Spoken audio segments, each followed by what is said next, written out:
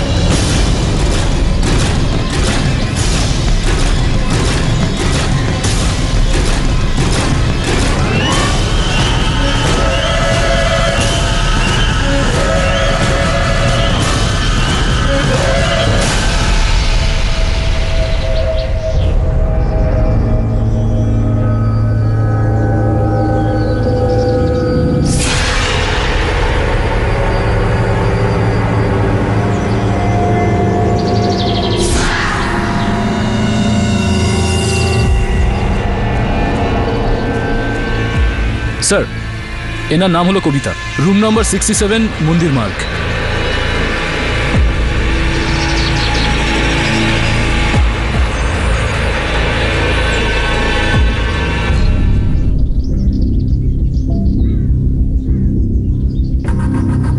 সুধীর, তুমি আমায় কখনোই ছাড়োনি, আর আমার কাছে একটাই রাস্তা পড়ে রইল।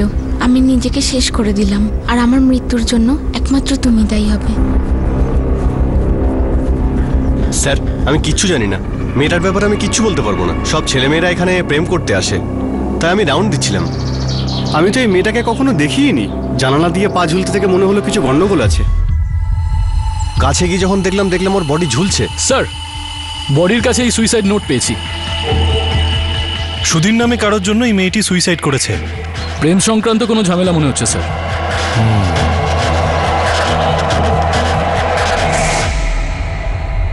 মনে করা হচ্ছিল এটা যেন কোনো আত্মহত্যার মামলা। 19 বছরের একটি মেয়ে কবিতা তার প্রেমিক সুধীরের জন্য আত্মহত্যা করে বসে। কিন্তু এটা কি সত্যি কোনো সাধারণ আত্মহত্যার কেস ছিল? ধীরে ধীরে কেসটা যখন প্রকাশ্যে আসতে লাগলো আর যেই ঘটনা সামনে এলো তা শিউরে ওঠার মতো বিষয়। এটা এমন একটা কেস ছিল যেখানে ভালোবাসা, কামনা, বাসনা, পাগলামো আর প্রতারণা সবকিছু ছিল।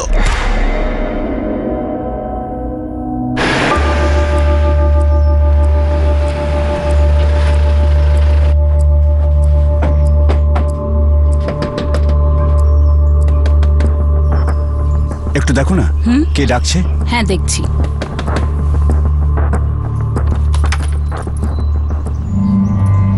কবিতা দেবীর বাড়ি কি এটাই? হ্যাঁ, এইটাই। আমি মা ওর। কি হয়েছে? আমরা ওনার লাশ পেয়েছি।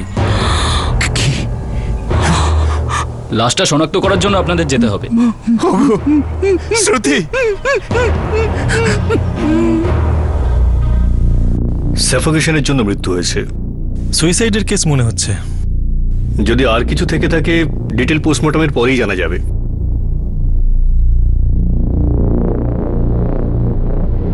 কবিতা, কবিতা, কবিতা!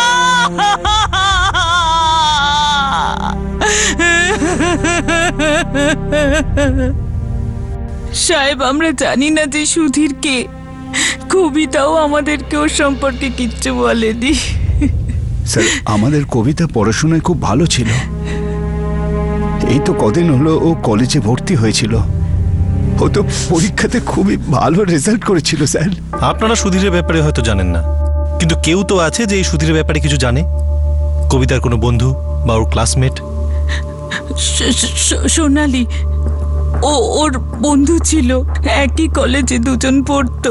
এই সোনালি কোথায় থাকে? সে তো আমরা ঠিকঠাক বলতে পারবো না স্যার, কিন্তু একদিন কবিতা ফোন করে সোনালির বাড়ির ঠিকানা জানতে চেয়েছিল স্যার। আর কবিতা সমস্ত ঠিকানা ওর নিজের ডায়েরিতে নোট করে রাখতো।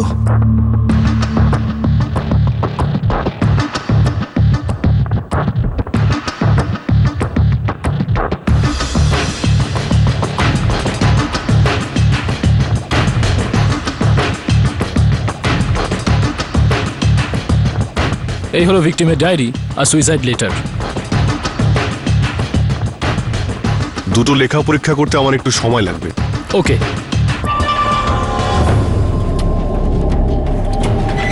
স্যার, এই হলো সোনালির অ্যাড্রেস।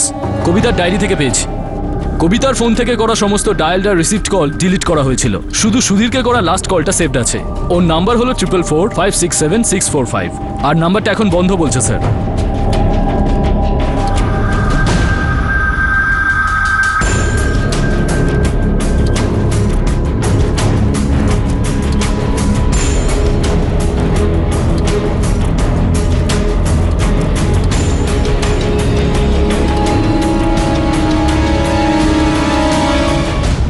কবিতার মোবাইল থেকে সমস্ত কল ডিলিট করা হয়েছে।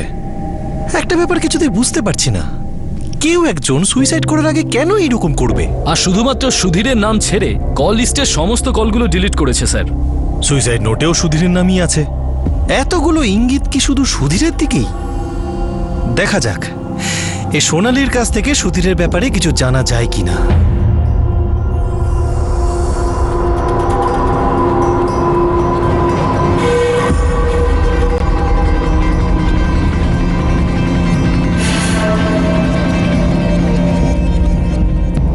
ক্ষমা করবেন, ডিটেল পোস্টমর্টেম হওয়ার পরেই আপনি বডিটা পেতে পারবেন। পুলিশের সুধীরের কাছে পৌঁছতে সময় লাগে না। কবিতার বিশেষ বন্ধু সোনালি সুধীরকে চিনত, তাও খুব কাছ থেকে।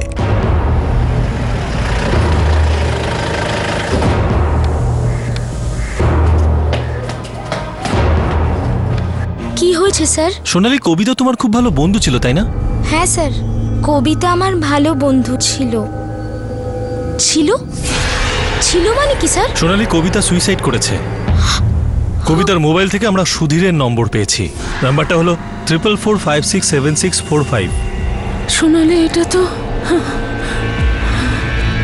তুমি সুধীর নামের কাউকে চেনো? সুধীর আমার দাদা, এই নাম্বারটাও দাদারই। কি বলছেন স্যার? সুধীর কি করেছে? সুধীর কোথায়? কিন্তু দাদা করেছে কি স্যার? কবিতা সুসাইড নোটে লিখেছে যে সুধীরের জন্য সে আত্মহত্যা করছে। ও কোথায়? স্যার, দাদা তো ব্যাংকের পরীক্ষা দিতে গেছে। মনে হয় কিছু একটা গন্ডগোল হচ্ছে। দাদা এরকম করতেই পারে না। কবিতার ফোন থেকে শেষ কল সুধীরকেই করা হয়েছিল, আর উনি সুইসাইড নোটেও সুধীরেরই নাম লিখেছেন।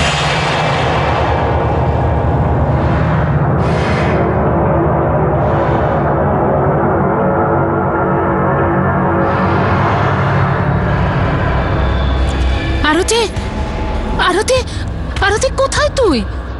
কি হয়েছে দিদি? আরে, তোর বন্ধু কবিতা আত্মহত্যা করেছে। কি?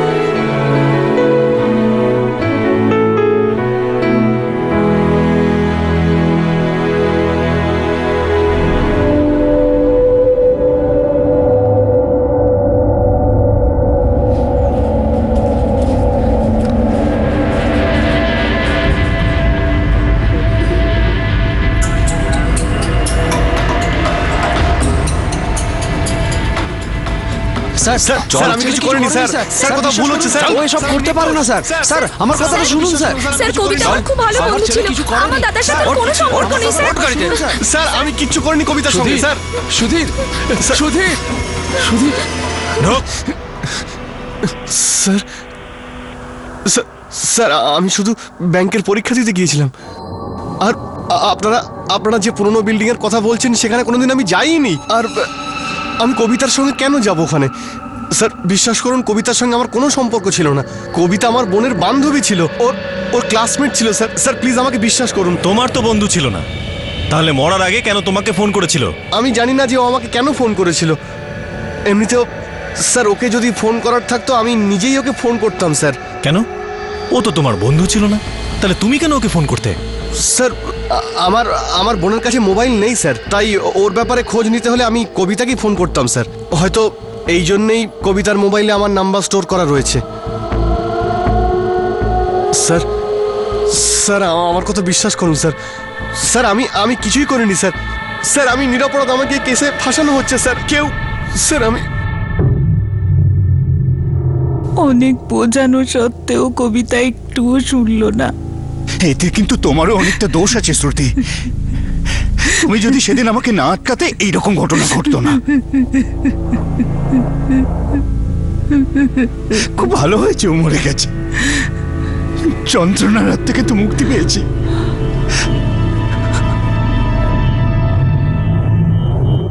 মা হ্যাঁ, আমি আসছি। কোথায় যাচ্ছিস? এক্সট্রা ক্লাস আছে মা। এই অবস্থায় তোকে যেতেই হবে?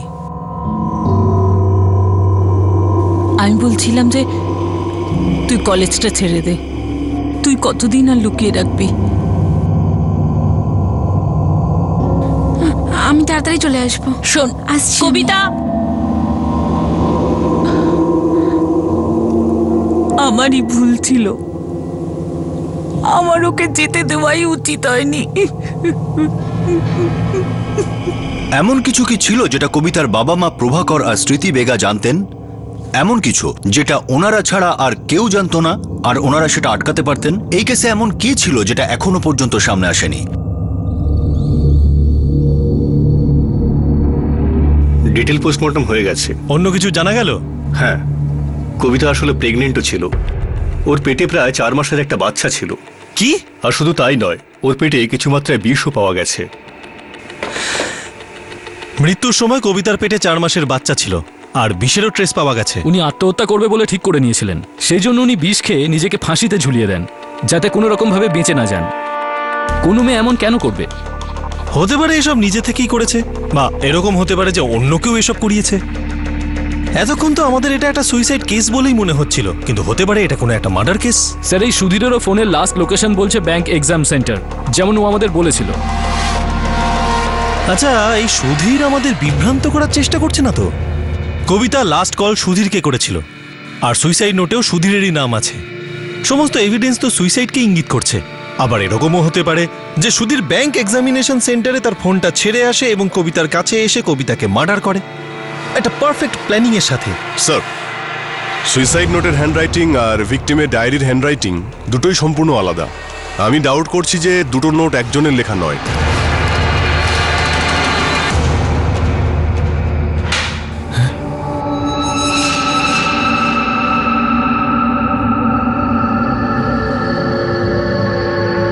কবিতা আত্মহত্যা করেনি।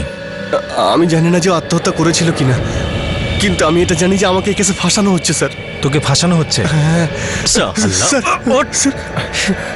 ও আত্মহত্যা মোটেই করেনি, ও প্রেগনেন্ট ছিল। 4 মাসের বাচ্চা ছিল ওর পেটে। প্রথমে ওকে বিষ খাওয়ানো হয়, তারপর ঝোলানো হয়। সুইসাইড একটা নাটক ছিল যেটা তুই লিখেছিস। আমি কিছু আচ্ছা, একটা কথা বল, ওর বাড়ির লোক জানতো যে ও প্রেগনেন্ট ছিল? কি হলো বল? স্যার আমি জানি না যে ও প্রেগনেন্ট ছিল কিনা। স্যার আমি শুধু এটুকু জানতাম যে ও আমার বোনের বান্ধবী ছিল। এছাড়া স্যার আমি কিচ্ছু জানি না স্যার। স্যার আমার কথা বিশ্বাস করুন স্যার, আমার কোনো মেয়ের সঙ্গে কোনো অ্যাফেয়ার নেই স্যার। স্যার আমি স্যার আমার কেরিয়ারে ফোকাস করছি স্যার। স্যার কেউ আমাকে ফাঁসাচ্ছে, কেউ প্ল্যান করে এটা করছে। আর স্যার আপনি আমাকে স্যার আমি কিচ্ছু করিনি স্যার আমি নির্দোষ স্যার। আমি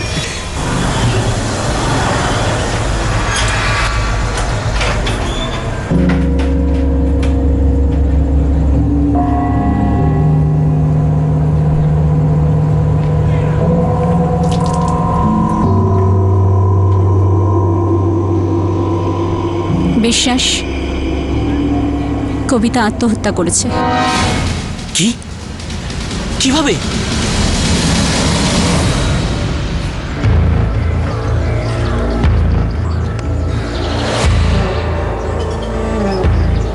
স্যার এই ইয়াং ছেলেমেয়েরা স্যার এখানেই লুকিয়ে প্রেম করে স্যার, এই জন্যই স্যার মাঝে মধ্যে রাউন্ড দিই আমি। যেদিন মেয়েটা লাশ পাওয়া যায় সেদিন কোনো ছেলেকে সাথে দেখেছিলে?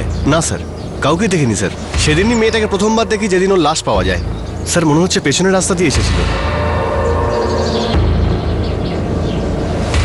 কিচ্ছু পাইনি স্যার।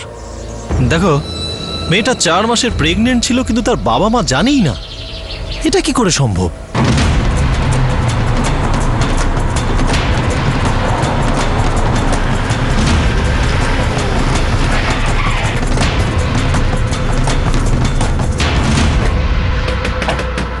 প্রথমে আমাদের মনে হচ্ছিল যে আপনার মেয়ের মৃত্যু একটা সুইসাইড কেস, কিন্তু এখন মনে হচ্ছে এটা মার্ডার কেস।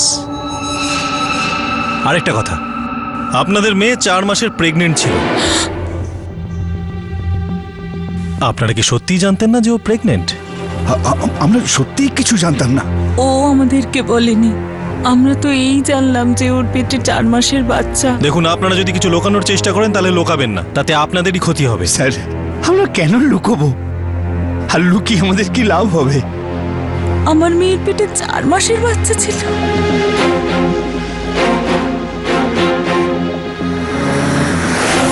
এটা হতেই পারে না যে বাড়ির লোকেরা কিছু জানতো না। আমার পুরো বিশ্বাস বাড়ির লোকেরা প্রেগন্যান্সির ব্যাপারে নিশ্চয়ই কিছু জানতো। ওরা হয়তো এই জন্য লুকাচ্ছে যে কবিতার তখনও বিয়ে হয়নি। স্যার, ওনাদের মেয়ে যদি 4 মাসের প্রেগনেন্ট হয় তাহলে নিশ্চয়ই ওনারা কোনো গাইনির কাছে গিয়েছিলেন। ঠিকই বলেছে, এই শহরটাও এত বড় নয় যে তাকে খুঁজে পেতে আমাদের খুব একটা প্রবলেম হবে। আগে হ্যাঁ, কবিতা আমার কাছে এসেছিল, ও প্রেগনেন্ট ছিল। আপনি পুলিশ স্টেশন চলে আসুন, একটু কথা আছে। কবিতা প্রায় 2 মাস আগে আমার কাছে এসেছিল। আচ্ছা, কবিতা কি একাই এসেছিল হাসপাতালে? আগে না, তাহলে ওর সাথে আর কে এসেছিল?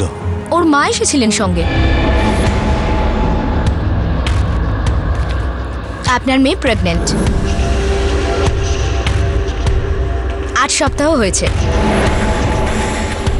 ডোন্ট ওয়ারি, বেবি একদম ঠিক আছে। কিন্তু ওনারা তো বলছেন এই প্রেগন্যান্সি ব্যাপারে ওনারা কিছু জানেন না। মিথ্যে বলছেন, উনি সবটাই জানতেন। তবে হ্যাঁ, উনি এই প্রেগনেন্সিটা নিয়ে খুশি ছিলেন না। আপনি কি জানেন এই বাচ্চাটা বাবা কে ছিল? না, আমি জানি না। ওনারা ক্লিনিকে তারপরেও একবার এসেছিলেন, কিন্তু তখনও বাবার ব্যাপারে কিছুই বলেননি। আপনার চেক করা 2 মাস পরে কবিতার মৃত্যু হয়। তার মানে এটাই যে এই বাচ্চাটার বাবা বাচ্চাটাকে জন্ম দিতে চেয়েছিল, না হলে কবিতাকে অ্যাবর্শন করতে হতো। আর একটা কথা তো পরিষ্কার, কবিতার বাবা মা কবিতা প্রেগন্যান্সি ব্যাপারে নিশ্চয়ই জানতো। আর ওনারা এটাও জানতেন যে ওনাদের মেয়ে বিয়ের আগেই প্রেগনেন্ট হয়ে গেছেন। দেখুন, ওনাদের পার্সোনাল ব্যাপার নিয়ে আমি কিছুই জানি না। তবে হ্যাঁ, একটা কথা আমি বলতে পারি যে কবিতার মা বাবা সেই সোসাইটিতে বিলং করেন যেখানে অ্যাবর্শনকে পাপ বলে ধরা হয়। না তুই কবিতাকে বিয়ে করতে চেয়েছিলি, না তুই কবিতার অ্যাবর্শন করতে চেয়েছিলি, সেই জন্যই তুই ওকে মেরে ফেলেছিস।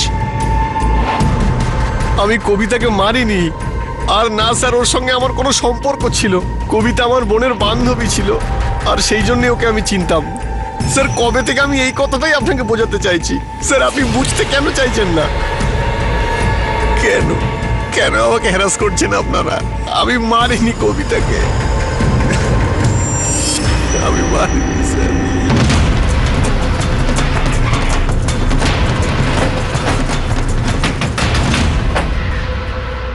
আপনারা দুজন ভালোভাবেই জানতেন যে কবিতা প্রেগনেন্ট ছিল, আর হয়তো এটাও জানতেন যে ও মারা যেতে পারে।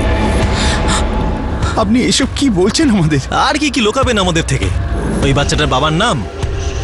আপনারা দুজনে মিলে কবিতাকে মেরেছেন, নত বাচ্চাটার বাবার সাথে মিলে আপনারা কবিতাকে মেরেছেন। স্যার, আমাদের উপর আপনি মিথ্যে অভিযোগ করছেন। অভিযোগ করছি না, পুরো কনফার্ম হয়ে তবেই এই কথা বলছি। আপনি তো গেছিলেন কবিতাকে নিয়ে গাইনোকোলজিস্টের কাছে যখন কবিতার পেটে ছিল 2 মাসের বাচ্চা।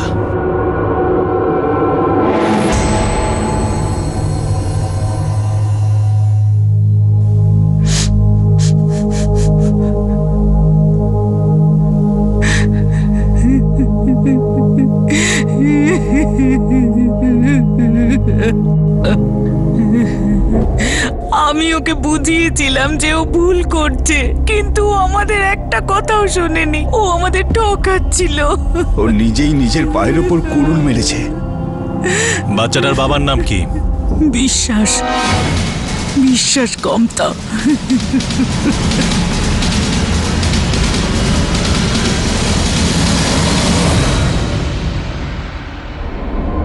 বিশ্বাস, সত্যি সত্যি বলো, কবিতার আত্মহত্যার জন্য তুমি দায়ী নও তো? কি বলছো তুমি এইসব? তোমার মাথা খারাপ হয়ে গেছে নাকি? যা খুশি তাই বলে যাচ্ছ। এর সাথে আমার কোনো সম্পর্ক নেই। কবে ভুলে গেছি ওকে? মিথ্যে বলো না একদম। তোমার নজর সবসময় ওর দিকেই থাকতো, ওই দিন থেকে যেদিন তুমি আমাকে বিয়ের জন্য দেখতে এসেছিলে।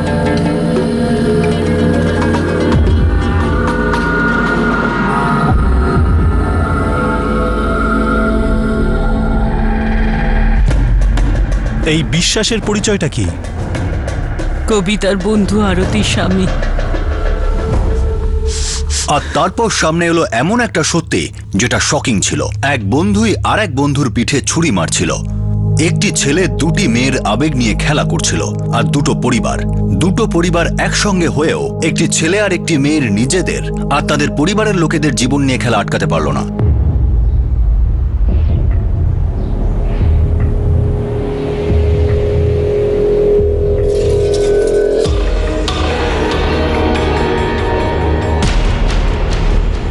তোর কেমন লাগলো ওকে? আমার তো ভালোই লেগেছে। আমারও। তোর কি মনে হয় ও আমাকে বিয়ে করতে রাজি হবে?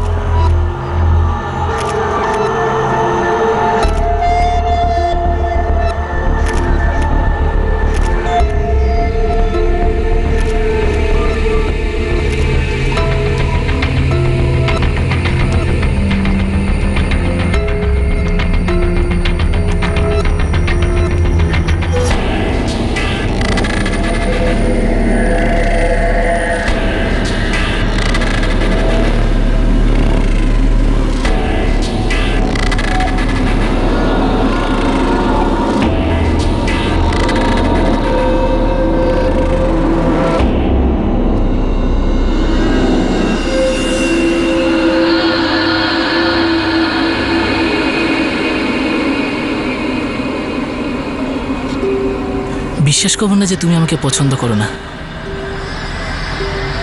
লুকিয়ে লুকিয়ে আমাকে দেখো, তাই না? হ্যাঁ, কিন্তু তুমি এখন আমার বন্ধু আরতির স্বামী। কিন্তু তবুও তুমি আমাকে পছন্দ করো, তাই না?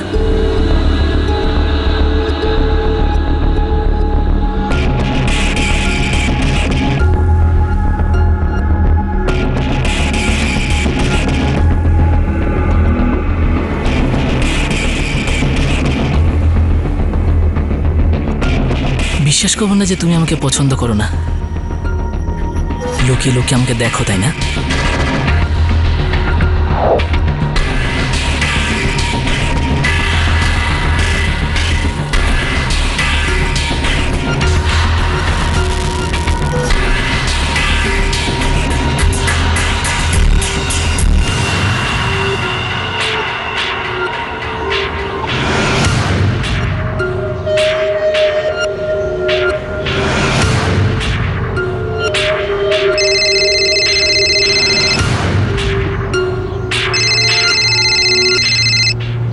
হ্যালো হ্যালো, বলো কবিতা, আমি তোমার গলার স্বর চিনি।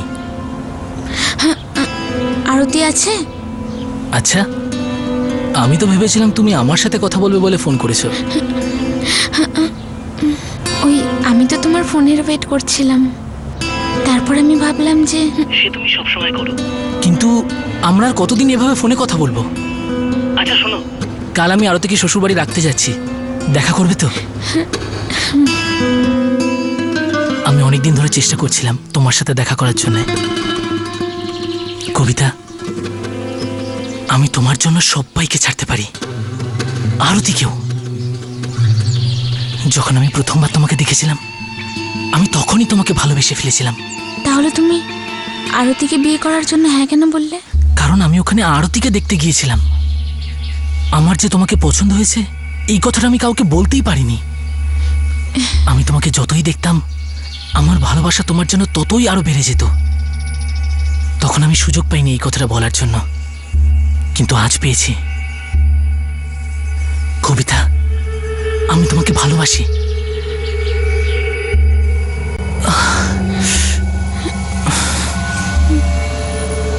কবিতা ওর বন্ধু আরতিকে ঠকাচ্ছিল, কিন্তু একদিন আরতি সবকিছু জেনেই ফেললো।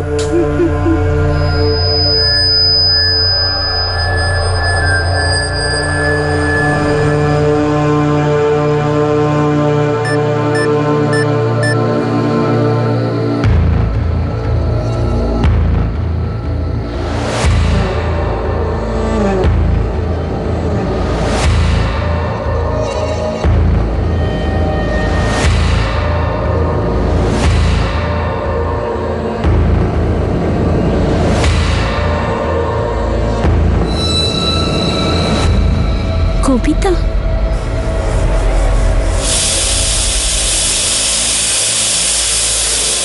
কবিতার মেসেজ এসেছিল না গতকাল রাত্রে? তুমি আমার সব থেকে ভালো বন্ধুর সাথে চক্কর চালাচ্ছ, লজ্জা করলো না তোমার? কি উল্টোপাল্টা কথা বলছো তুমি? আমার কারোর সাথে কোনো চক্কর চলছে না। এই ধরনের ফালতু কথা একদম বলবে না, বুঝলে? মিথ্যে কথা বলো না তুমি। আমি তোমার মোবাইলে কবিতার পাঠানো সব মেসেজেস পড়ে নিয়েছি, প্রেমের মেসেজও আর নোংরা মেসেজও। তুমি আমাকে ঠকিয়েছো, আর আমার সব থেকে ভালো বন্ধু। এইবার আমি তোমাদের দুজনের ব্যাপারে সবাইকে জানিয়ে দেব।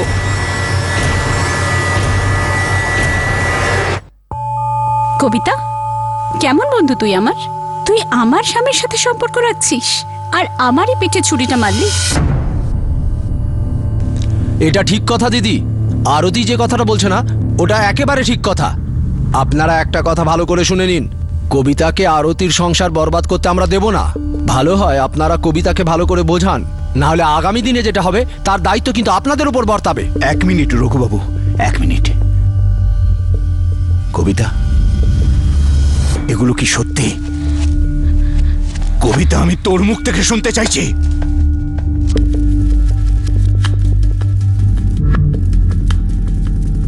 এবার এরা দুজন কি বলবে?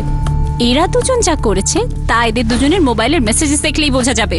আর যদি আপনারা বিশ্বাস না করেন তো নিজেরাই দেখে নিন। রঘুবাবু, আমার মেয়ে যা অন্যায় করেছে তার জন্য আমি আপনার কাছে ক্ষমা চাইছি। আমি অবশ্যই বোঝাবো মেয়েকে, কিন্তু আমি এটা বিশ্বাস করি না যে সব দোষ শুধু আমার মেয়েরই। এক্ষেত্রে বিশ্বাসও খানিকটা দায়ী। প্রভাকর বাবু, আমি জানি আমাদের দিকেও ভুল আছে, সেই জন্য আমরা ভদ্রতার সঙ্গে কথা বলছি। দেখুন, এই ব্যাপারটা আর বাড়তে দেওয়া মোটেই উচিত নয়। আমাদের সম্মান বাঁচাতে যেটা করা উচিত সেটা কবিতা তুমি আর বিশ্বাস তুমি দুজনেই একে অপরের সাথে কথা বলা কিংবা মেলামেশার একদম চেষ্টা করবে না। এটা কথা দাও সবাইকার সামনে।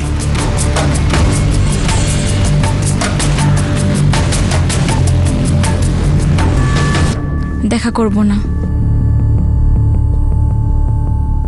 দেখা করব না।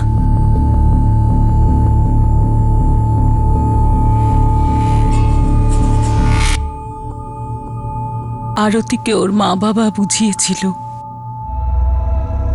কিন্তু কবিতার বিশ্বাস কখনোই বোঝেনি।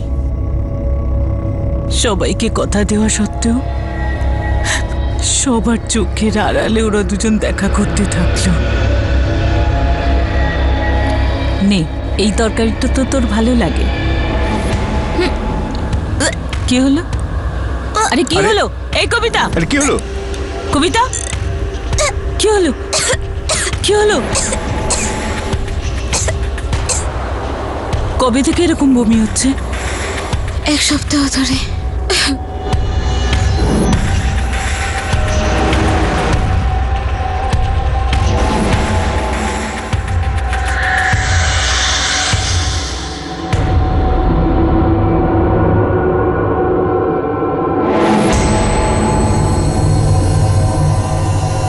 কি হয়েছে? সব ঠিক আছে তো? কিছু না, কিছু না।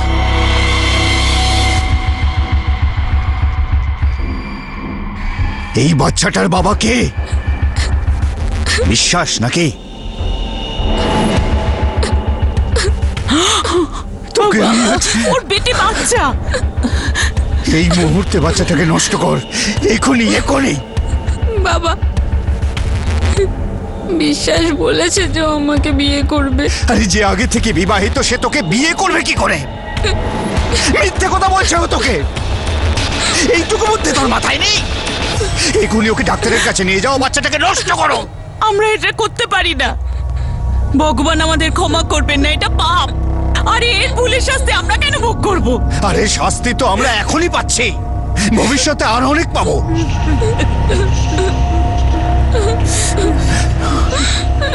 যদি ও বিয়েও করে না একে, তাহলে সেটা আরতির প্রতি অন্যায় হবে। আমরা কথা দিয়েছি রঘুবাবুকে, কবিতার জন্য আরতির জীবনটা মোটেই নষ্ট হতে দেবো না। এখন আমি কি করে মুখ দেখাবো ওদের? আমার মেয়ের পেটে বাচ্চা আর তার বাপ বিবাহিত।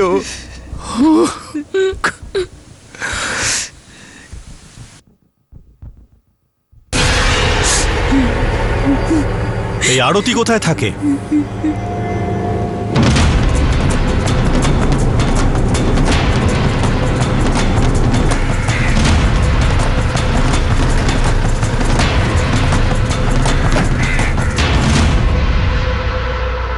ও তো কাজে গেছে সাহেব। কি হয়েছে? কবিতা মার্ডার কেসের ব্যাপারে কিছু জিজ্ঞাসাবাদ ছিল। কোথায় কাজ করে ও? স্যার স্যার আপনি আমার কথাটা তো শুনুন স্যার। স্যার আমার কবিতার সাথে কোনো সম্পর্ক ছিল না স্যার। আমি তো স্যার আমি সত্যি কথা বলছি স্যার। স্যার আমি কিচ্ছু করিনি স্যার। স্যার আমার স্যার বলছি স্যার। স্যার বলছি আমি স্যার। বল। স্যার স্যার আমি কবিতাকে কোনোদিনও বিয়ে করতাম না স্যার, কিন্তু ও অ্যাবর্শন করানোর জন্য রাজি হচ্ছিল না স্যার। বিশ্বাস, আমি মা হতে চলেছি। কি কি বলছো তুমি? ডক্টর বলেছে যে বাচ্চা 2 মাসের হয়ে গেছে। শোনো শোনো কবিতা, আমি তোমাকে অনেক ভালোবাসি, কিন্তু এই বাচ্চাটাকে এখন নষ্ট করতে হবে। কি? কেন? আরে বোঝার চেষ্টা করো, আমি আরতিকে এখন ছাড়তে পারবো না, কারণ ও আমার বাচ্চার মা হতে চলেছে। শোনো আমাদেরকে আরেকটু অপেক্ষা করতেই হবে। তুমি আমার কথাটা বুঝতে পারছো তো? দুটো জীবন নিয়ে ছিনিমিনি খেলছিলি, দুজনকেই ঠকাচ্ছিলি। আমি কোনোদিন ভাবিনি যে ওরা নিজেদের কথা রাখবে না। আমি ভেবেছিলাম যে বিশ্বাস কবিতার সাথে সব সম্পর্ক ভেঙে দিয়েছে। আমি সবকিছু ভুলে গিয়ে একটা নতুন জীবনের স্বপ্ন দেখতে শুরু করেছিলাম, কিন্তু এখন সবকিছু ভেঙে গেছে।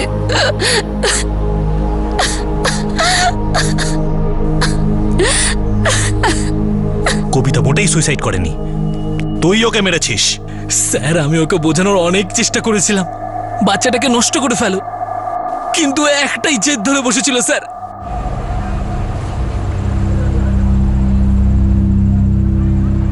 বিশ্বাস, হ্যাঁ কবিতা বলো। আমাদের দেখা করাটা খুব জরুরি। এবার আমাদের দেখা করতেই হবে। ঠিক আছে, কাল সকালে ওখানেই দেখা হবে।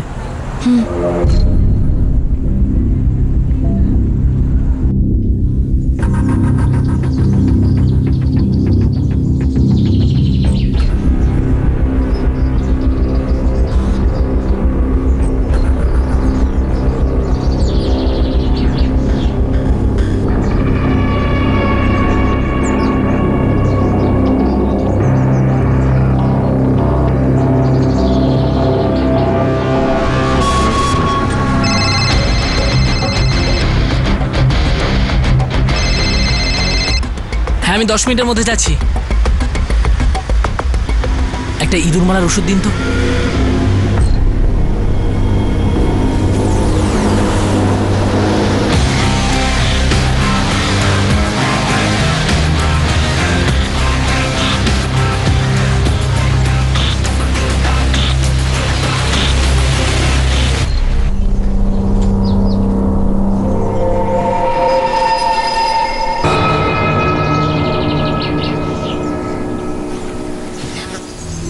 বিশ্বাস, বিশ্বাস এই বাচ্চাটাকে আমি নষ্ট করতে চাই না, এটা পাপ। কবিতা, আমার কি ভালো লাগছে আমাদের বাচ্চাটাকে নষ্ট করতে? আমারও তো খুব খারাপ লাগছে নাকি? দেখো তুমি এই বাচ্চাটাকে নষ্ট করে ফেলো, যা পাপ লাগার তা আমার লাগবে। কিন্তু কেন নষ্ট করব? বিশ্বাস, এটা আমাদের বাচ্চা, আমার এই বাচ্চাটাকে চাই। আমি জানি কবিতা, কিন্তু আরতি প্রেগনেন্ট না হলে পরে আমি ওকে ছেড়ে দিতাম, কিন্তু আমি এখন এই কাজটা করতে পারবো না। শোনো, একবার ওর বাচ্চা হয়ে যাক, তারপর 1 বছরের মধ্যে তোমাকে বিয়ে করে ফেলবো। তাহলে আরতির কি হবে? আরতিকে আমি ছেড়ে দেবো তোমার জন্য। কি করে বিশ্বাস করি তোমায়? কবিতা, যবে থেকে তোমার সাথে দেখা হয়েছে আমি তোমার সাথেই রয়েছি।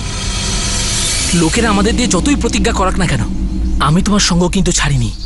আর তুমি আমার কথা বিশ্বাস করো, আমি আগামী দিনেও তোমাকে ছাড়বো না। আমরা একটা নতুন জীবন শুরু করব, তুমি, আমি আর আমাদের সুন্দর একটা ছোট্ট সোনা।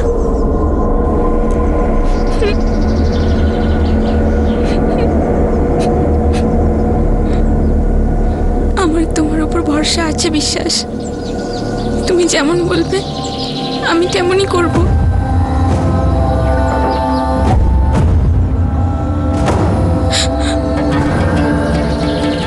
এই নাও, এটা এটা একটা আয়ুর্বেদিক ওষুধ, শুধু তোমার জন্য বানিয়ে নিয়ে এসেছি। এটা খেয়ে নাও, এতে তোমার কোনো কষ্টও হবে না, আর বাচ্চাটাও নষ্ট হয়ে যাবে, কেউ কিচ্ছু জানতে পারবে না। এই নাও, খেয়ে নাও।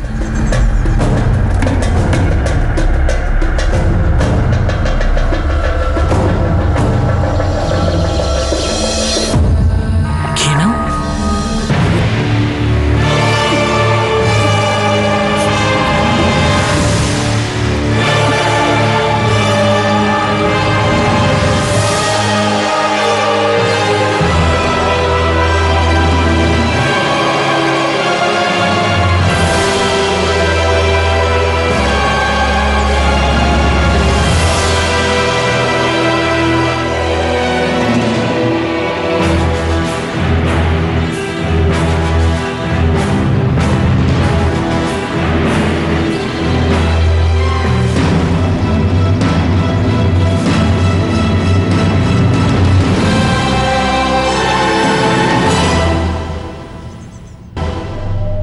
কবিতাকে খুন তুই করলি, কিন্তু সুধীরকে খুনি সাজালি।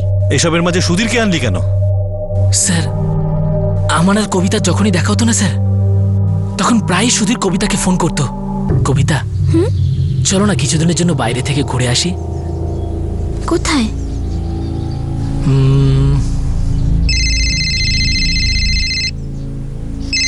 1 মিনিট।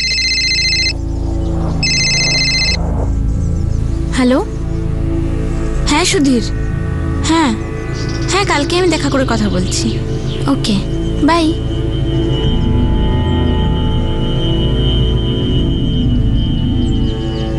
কার সাথে কথা বলছিলে? সুধীরের সাথে। আমার বন্ধু আছে না সোনালি, ওর দাদা। সোনালির দাদা? সোনালির দাদা তোমাকে কেন ফোন করছে? কারণ সোনালির কাছে তো ফোন নেই, তাইও সোনালির সাথে কথা বলার জন্য আমায় ফোন করে। তাহলে ওকে এটা বললে কেন কালকে দেখা করে কথা বলবে? কারণ কাল আমি সোনালির সাথে দেখা করব, যখন ওর সাথে দেখা করব তখন কথা বলবো। আমার সুধীরকে সহ্য হচ্ছিল না স্যার। আমি ভেবেছিলাম যে কবিতার সাথে ওর কোনো চক্কর চলছে, সেই জন্যে সুধীরকে ফাঁসানোর জন্য সুইসাইড নোটে আমি ওর নাম লিখে দিলাম স্যার।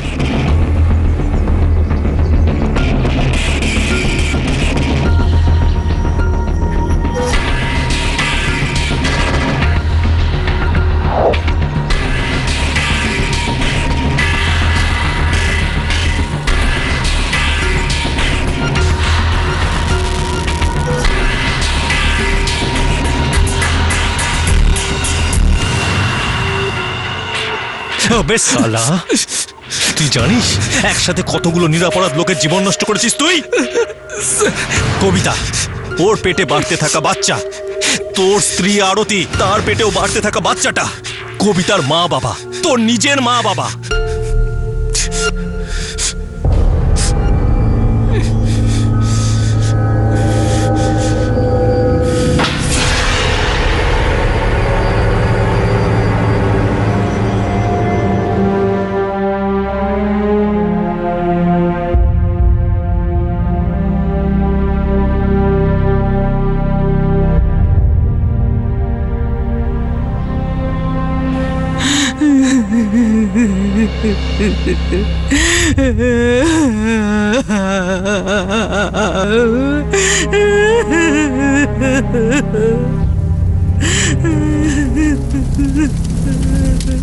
যখন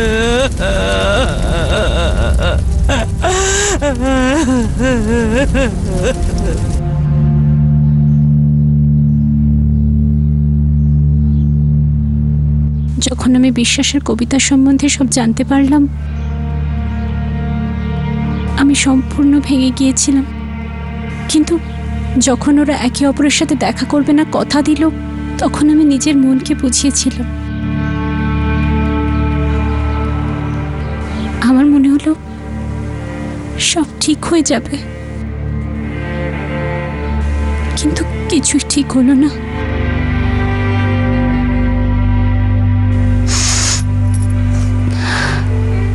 ভুলটা আমারই ছিল।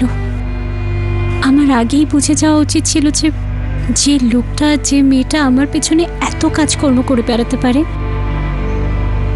তারা যা ইচ্ছে করতে পারে।